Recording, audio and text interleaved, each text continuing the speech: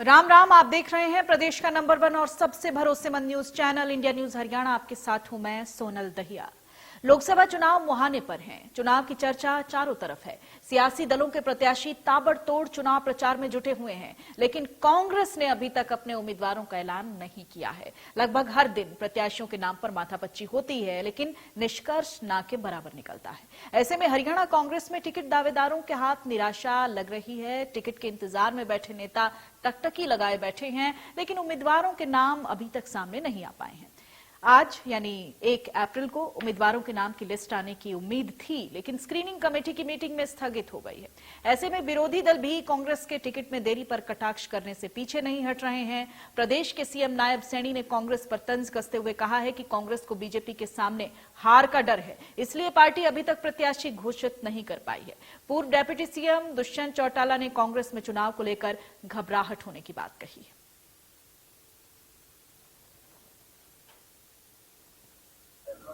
विपक्ष बौखला चुका है। विपक्ष के जो लोग हैं वो घमंडिया, उन्होंने गठबंधन बनाया है। नरेंद्र मोदी जी की जो लड़ाई है वो भ्रष्टाचार को खत्म करने की लड़ाई है। घमंडिया गठबंधन के जो कांग्रेस के लोग हैं उनकी जो लड़ाई है वो भ्रष्टाचारियों को बचाने की लड़ाई है। हरियाणा की टिकटें अब तक डिसाइड नहीं हो पा रही, बाकी जगह की कर दी, तो मतलब कोई टिकट लेने को तैयार नहीं। कल हुड्डा साहब ने एक बयान दिया था, परसों की बात होगी, कि मैंने तो मेरे बेटे को लड़ा दिया, दीपेंद्र चुनाव लड़ रहा है। मैं कहूंगा अब ये आपके सुरजेवाला, रणदीप सुरजेवाला और शैलजा भी चुनाव लड़े, ये आप भी जानते हैं वो क्यों कहना चाह रहे हैं, क्यों ऐसा कह रहे हैं। इसकी अंदरूनी लड़ाई इतनी, बड़े नेताओं के मन में घबराहट है चुनाव लड़ने, ये साफ दर्शाता है कि कांग्रेस का अंतिम चुनाव है। अगर कांग्रेस इस बार पिछली बार जितने सांसद भी नहीं बना पाए तो देश में कांग्रेस का नाम करेगा। तो इसको लेकर सियासत लगातार चल रही है, क्योंकि बीजेपी की तरफ से अपने उम्मीदवारों का ऐलान हो चुका है, लेकिन कांग्रेस प्रत्याशियों की लिस्ट कब सामने आएगी ये एक बड़ा सवाल है। हालांकि पहले हफ्ते में कहा जा रहा था कि 2 या 3 तारीख तक लिस्ट आउट हो सकती है, लेकिन अब उसमें थोड़ी देरी की संभावना नजर आ रही है, क्योंकि आज भी प्रत्याशियों के नाम पर मोहर नहीं लगी है। मीटिंग थी, मीटिंग में चीजें साफ नहीं हो पाई।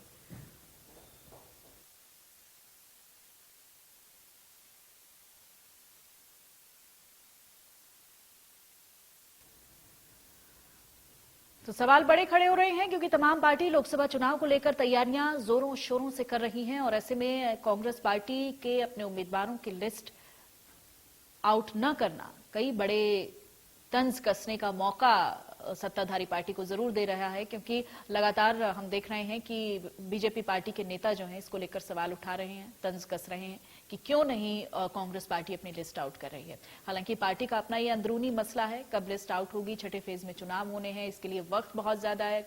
कांग्रेस पार्टी के नेताओं का ये कहना है कि उनके पास वक्त है अभी, और वो जिताऊ उम्मीदवारों को मैदान में उतारेंगे। अब इसको लेकर क्या संभावना बनती है और किस तरह का माहौल बनता है चुनावों के समय में, और उसके बाद नतीजे क्या आते हैं, ये तो जनता डिसाइड करेगी। लेकिन जो एक पार्टी लेवल पर तैयारियां होनी चाहिए, उसको लेकर आपस में तंज कसने का दौर जारी है।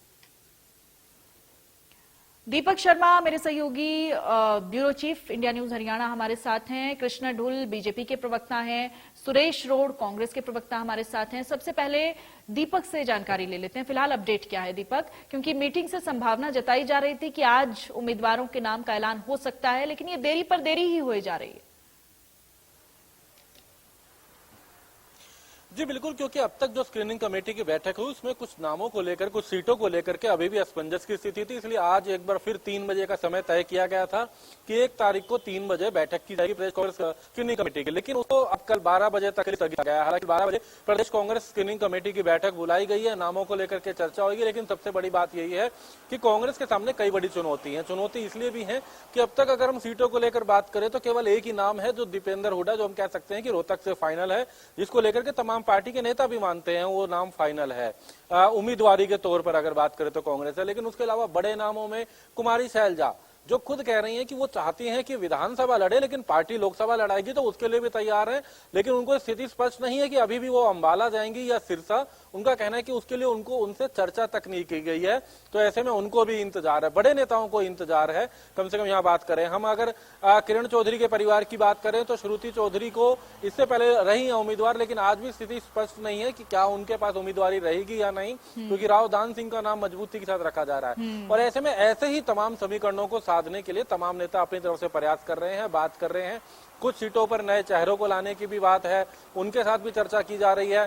जैसे सोनीपत में सतपाल ब्रह्मचारी और अब विजेंद्र सिंह को लेकर के चर्चा कर रहे थे, लेकिन साथ साथ फिर खिलाड़ियों को भी ला करके बजरंग पुनिया से चर्चा की गई। इसी तरीके से हम अलग अलग सीटों को बात करें तो अलग अलग लोकसभा सीटों को लेकर के चर्चा की जा रही है, लेकिन सबसे बड़ी बात यही है कि नामों को लेकर के एक स्थिति स्पष्ट नहीं हो पा रही है। हालांकि अब भक्त चरण दास जो है, जो कि हरियाणा की स्क्रीनिंग कमेटी के जो जिनकी अध्यक्षता में बैठक हो रही है, अब उनके द्वारा ये एक प्रयास किया जा रहा है कि कल जब 12 बजे की बैठक होगी उससे पहले वो तमाम जो बड़े नेता हैं हरियाणा कांग्रेस के, उनसे फोन पर बात करें या मुलाकात करें, ताकि जब कल बैठक हो तो उसके बाद एक राय बना करके 9 लोकसभा सीटों को लेकर के, क्योंकि कांग्रेस 9 लोकसभा सीटों पर लड़ रही है, एक पर आम आदमी पार्टी है, तो उसको लेकर के अपनी स्थिति स्पष्ट करेंगे। हालांकि अभी तक जो हमारी बड़े नेताओं से कईयों से बात हुई है, जो प्रदेश कांग्रेस के नेता हैं, उनका कहना है कि अभी तक कॉल आया नहीं है, लेकिन वो आज की मीटिंग स्थगित करने का उद्देश्य भी यही था कि एक बार भक्त चरण दास जो है वो सबसे बड़े जो नेता हैं हरियाणा के कांग्रेस के, उनसे चर्चा करेंगे। अभी तक हालांकि कुमारी शैलजा के पास कोई कॉल नहीं आया है, किरण चौधरी के पास या उनके यहाँ से किसी के पास मतलब ये कोई कहा कॉल जाए नहीं आया है, दीपक कि नाम लेकिन तो एक फाइनल हो समय चुके लिया गया है।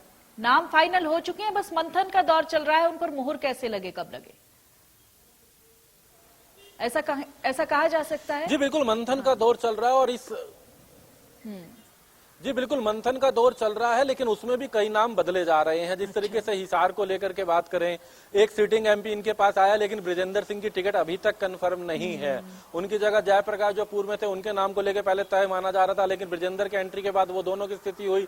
अब ये कहा जा रहा है कि ब्रिजेंद्र को सोनीपत भेजें क्योंकि वो जींद से हैं, तो वहां पर कुछ और समीकरण जोड़े गए। चंद्र प्रकाश रिटायर्ड IAS अधिकारी है, उनके नाम को ऐड किया गया। उसके बाद जब कुलदीप बिश्नोई का बयान आया कि कुछ मायूस नहीं हूं, इस तरह की नाराजगी वाले आए, तो उनके भाई चंद्रमोहन बिश्नोई जो है उनके नाम को लेकर भी एंट्री की गई कि बिश्नोई समाज का जो वोट है वो साथ जुड़ेगा और वोटों को हम कर सकते हैं। तो समीकरण बिठाए जा रहे हैं हर लोकसभा में, अलग समय समय अनुसार परिस्थितियां बदल रही हैं, लेकिन एक नाम तय नहीं हो पा रहा है।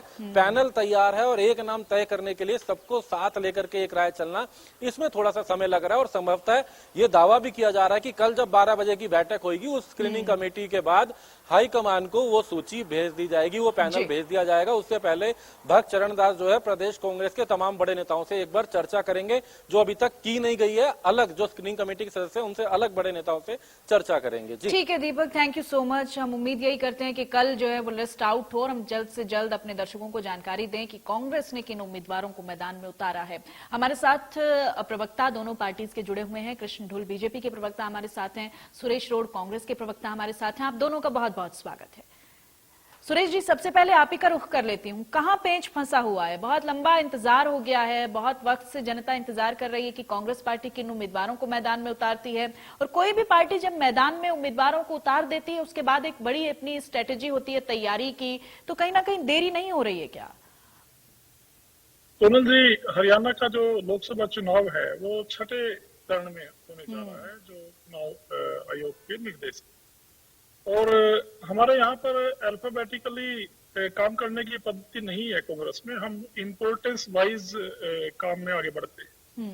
वैसे तो हरियाणा स्टार्टिंग में आ जाता, जैसे H से स्टार्ट होता अगर हम अल्फाबेटिकली करते, तो इम्पोर्टेंस वाइज और बहुत ही सूझबूझ से, क्योंकि सोनल जी मैं बड़ी बेबाकी से आपके चैनल के माध्यम से प्रदेशवासियों से बात शेयर करता हूँ कि इस समय हरियाणा में चौपालों में हुक्के पर लोग बैठ के चर्चा करते हैं कि अगर नरेंद्र मोदी को इस बार नहीं हटाया और लोगों ने वोट की चोट से, तो शायद इलेक्शन नहीं होगा अगली बार। ऐसे हालात बीजेपी ने पैदा कर दिए हैं। चुने हुए प्रदेशों के मुख्यमंत्रियों को बिना कोर्ट के आदेश के अंदर डाला जा रहा है जिलों में। चुनाव आयोग के आयुक्तों को जिस तरीके से माननीय सुप्रीम कोर्ट में अगले दिन सुनवाई होनी है, एक दिन पहले नियुक्त कर दिया जा रहा है। संवैधानिक संस्थाओं को जिस तरीके से हाशिए पर किया गया है, पुलवामा कांड हो, कोई जांच नहीं आज तक करवाई गई। 750 किसानों की शहीदी लेने के बाद भी एमएसपी नहीं लगाई गई, जो कभी इनके घोषणा पत्र में हुआ करती थी। तो तमाम ये मुद्दे जो हैं, ये आउट ऑफ सिलेबस की बात हो जाएगी अगर मैं डिटेल में जाऊंगा।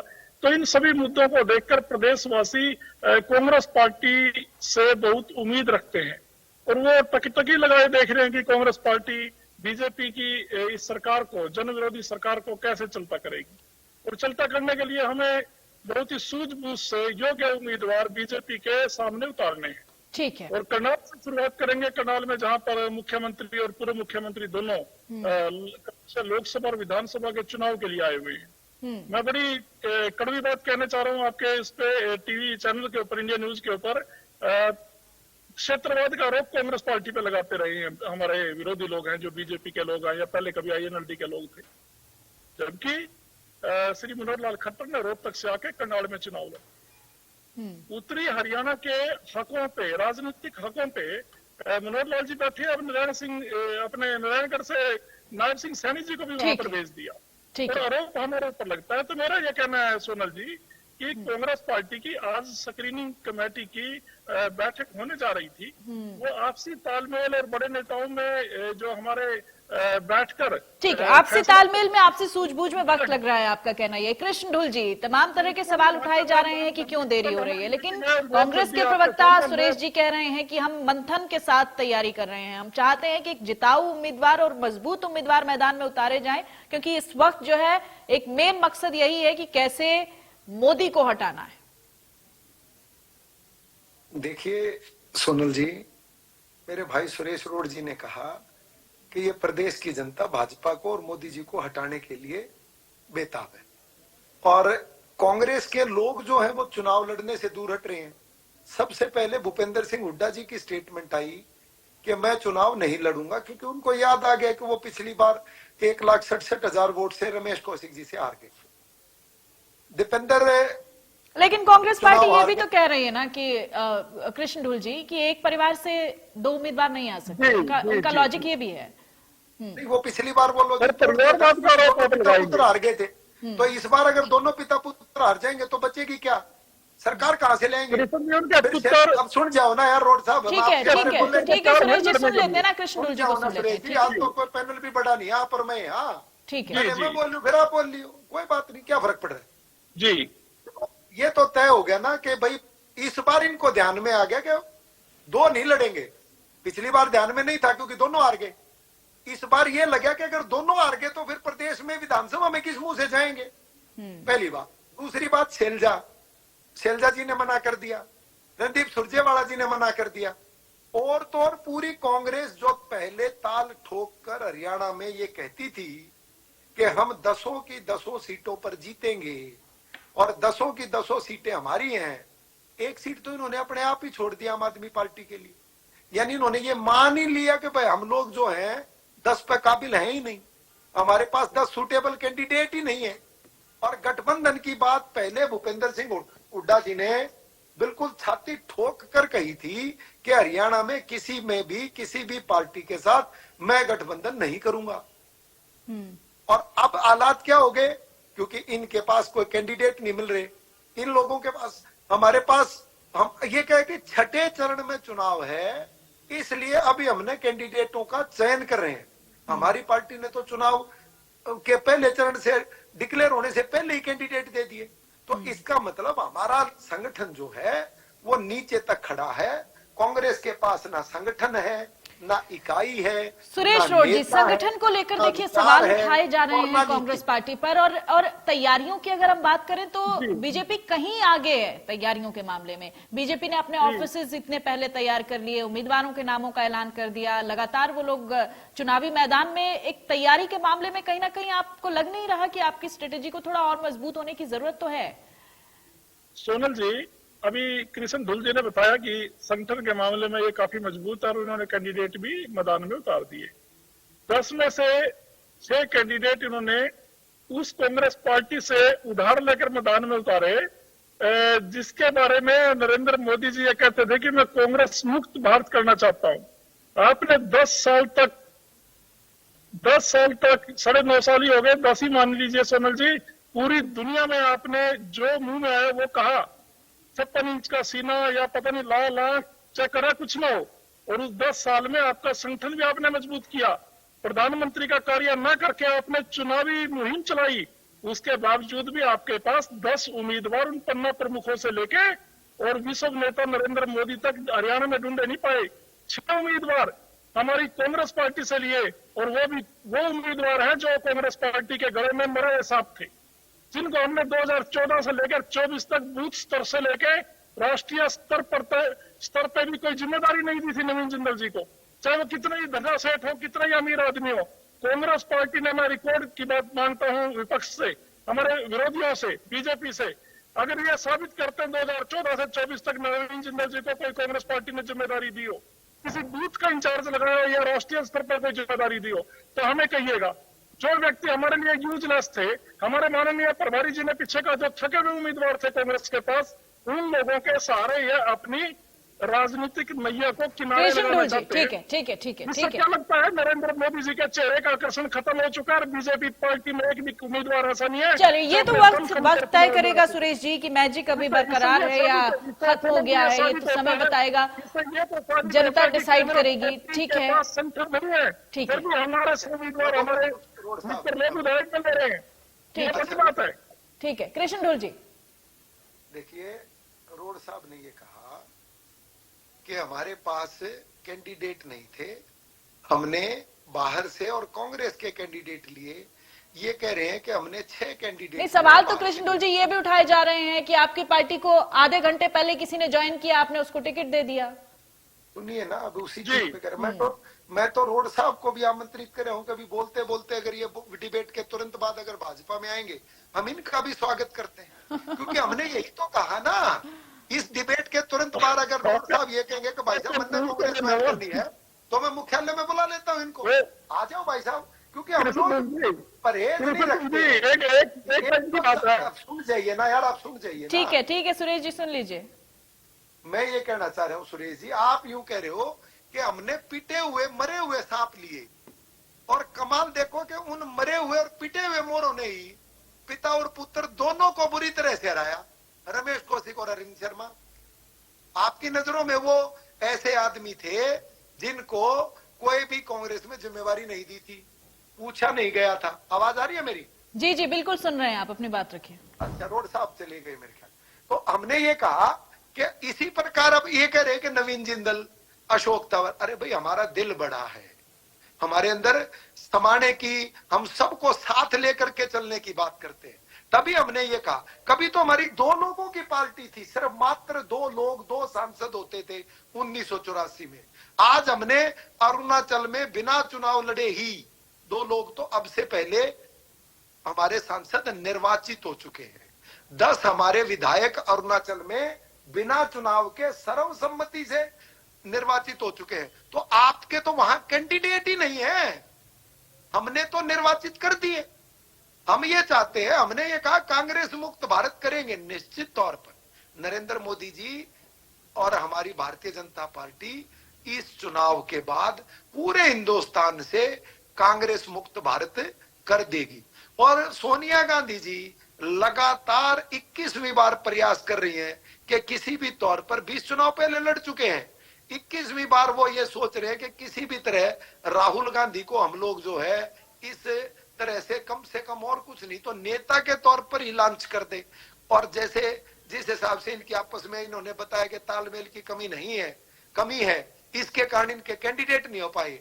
तो सुरेश रोड जी मेरे ख्याल मेरी बात सुन के चल पड़े हैं बहन जी, आपकी डिबेट छोड़ के ही। नहीं, सुरेश रोड जी हमारे साथ जुड़े हुए हैं। सुरेश जी, आप तक आवाज आ रही है?